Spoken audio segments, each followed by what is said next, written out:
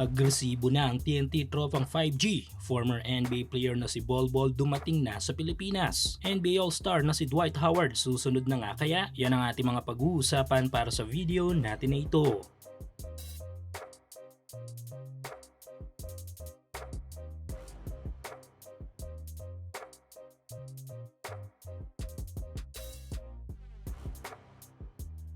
Ilang linggo na lang ay muli na namang sasabak sa mas matinding mga aksyon ng ating mga paboritong team sa ating pambansang liga na PBA, at sa susunod na conference ay paniguradong magiging exciting ang bawat mga laban dahil sa mga mahusay na mga bagong import ng ating mga paboritong kupunan. At ang good thing dito ay tila mas nag-upgrade na ang bawat teams at kumuha na ng masasabi nating mga dekalibreng mga reinforcement. At isa na nga dito ay walang iba kundi ang TNT Tropang 5G. Tila ayaw ngang mangyari ng TNT this upcoming conference ang nangyari sa kanila last PBA Philippine Cup, kung saan ay dumulas sa kamay nila ang kampyonato, kung kaya't kumuha na ng legit NBA caliber player. Ito nga yung 7'3" slim giant ng NBA na si Bol Bol. Nito lang ay mula sa pagiging rumors ay ginulat ng TNT ang lahat dahil kanina lamang ay lumapag na sa Pilipinas ang former Phoenix Suns player. Sa ilang mga larawan na ito ay makikita na si Coach Lastimosa pa ang sumundo di Sudanese American 44th overall pick ng 2019 NBA Draft. Malaking boost si Bol para sa TNT dahil nga sa dala nitong all-around plays. Dahil sa kabila ng malahiganting tangkad nito ay halos lahat ng posisyon ay kaya nitong laruan. Suportahan ang inyong paboritong team sa PBA, NBA at MPBL o kahit pa nga sa mga overseas league. Full details sa comment section. Inaasahang makakasagupang import ni Bol Bol sa PBA ay ang 7'6" na si Sam Deguara na may isang kupunan din sa PBA ang kukuha. Pero maliban kay Big Sam ay may isa pang matinding rumors din ang umiikot ngayon online, kung saan ay inaasahang papasok din sa PBA bilang import ang NBA All-Star na si Dwight Howard. Sa ngayon kasi ay nasa Middle East si Howard at nagbabakasyon na posibleng dahilan din ng pagtungo nito sa Pilipinas. Malamang sa mga usapan ng guest team na Macau Black Bears sa mga magdadala kay Dwight sa PBA. At kapag naripaso na ang deal ay makakita tayo ng mas matitinding tapatan ng mga imports, kung saan ay may dadala ang laruang National Basketball Association.